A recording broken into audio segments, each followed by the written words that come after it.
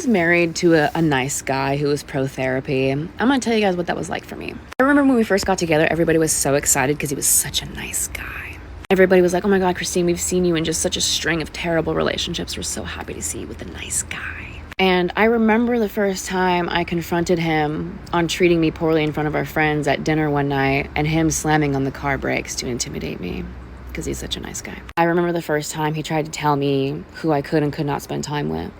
And when I pushed back, he escalated so viciously that he started hitting himself, threatened to kick me out of our apartment, threatened to call the police on me, and threatened to drain our joint banking account because he's such a nice guy. And, you know, when I would talk to people around me about this, they'd be like, oh, God, I'm so surprised to hear this, but he's such a nice guy. But you know what? Relationships do bring out the worst in us sometimes, you know? And maybe there's something that you're doing to trigger him because, you know, he's such a nice guy. I remember the first day that suddenly there could not be any dishes in the sink anymore when he got home from work because, you know, his parents were hoarders and he grew up in filth and he just could not have a dirty environment. Never mind the fact that the apartment he was living in before we got together was a pigsty. When he lived alone, it was fine, but suddenly there's a woman in the house and he's got to have order. Everything's got to be in its place. Everything has to be spick and span. That's what he needs, you know, to feel emotionally secure. That's what he needs from me in order to show up in our relationship and start giving me the emotional intimacy that I want, you know? And you know, how great of him to communicate that to me because he's such a nice guy. I remember one fight we had where I walked away from him and closed the bedroom door behind me and he punched a hole in that door. And I thought I was done then, and I thought I would be supported in being done then, but you know, he threw the curveball of couples therapy and everybody and their mom was like, oh my God, he's willing to heal for you? My husband won't even go to therapy. What a nice guy. I didn't want to do couples therapy with this man, but everybody told me that I was being difficult and unfair to him, so I did it. And I remember when our couples therapist asked him to look me in the eyes and realize that all of his behavior was harming me.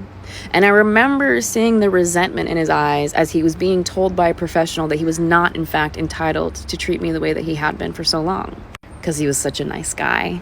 And, you know, like towards the end of our marriage, when I started to get like lean and fit and like feel really confident in my body and start to show my body off for the first time ever as an adult, it was, oh, babe, you're getting thin.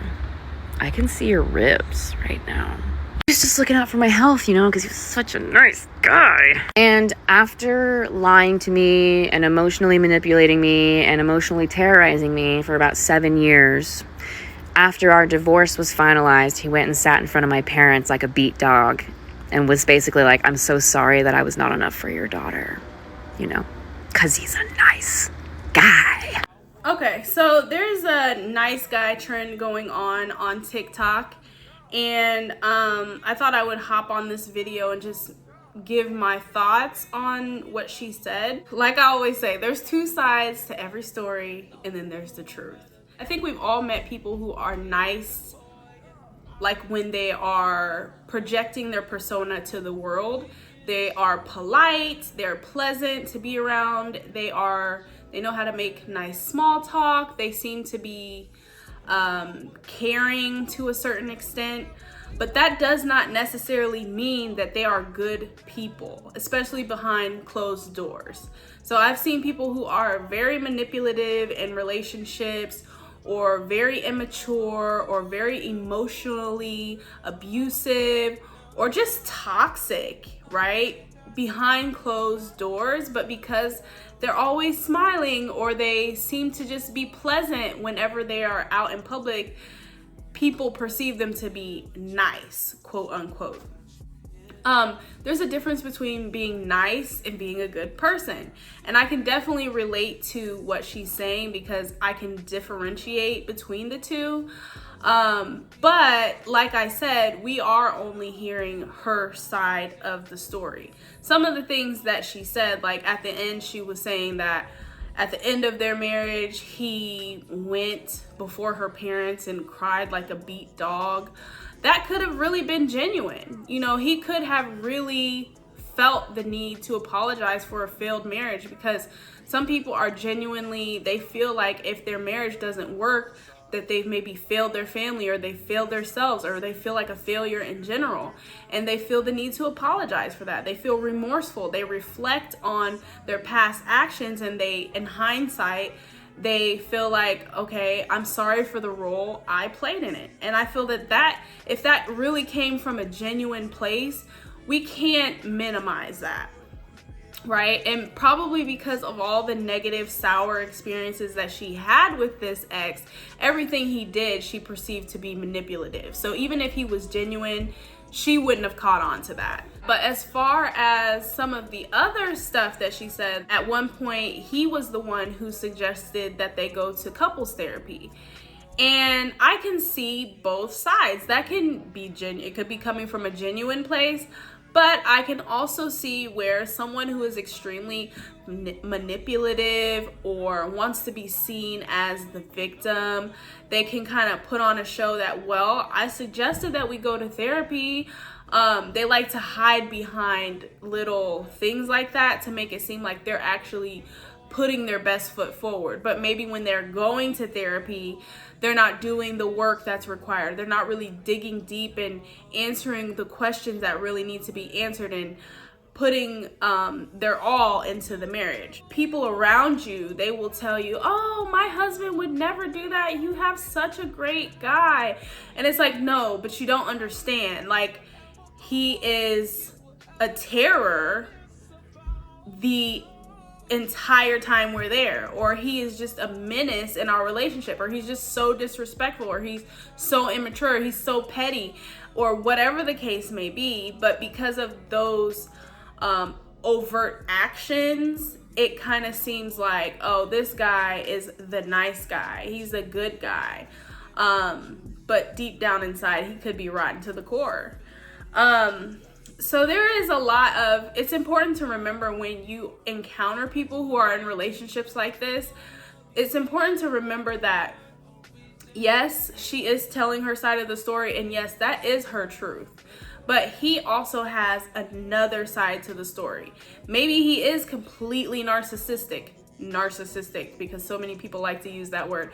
Maybe he is a complete douche. We don't know. There are people that are like that. However, we cannot perceive everything through a one-way lens and not try to see it from his vantage point.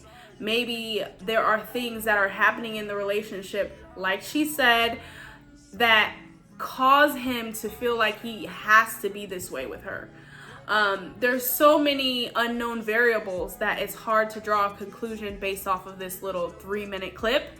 Of course, I want to hear from you guys in the comment section so we can talk about it. This is a TikTok video. TikTok commenters are way more ferocious than Instagram, YouTube. Like, TikTokers, they are so mean. So brace yourself for these comments, because I know they're gonna be treacherous, okay?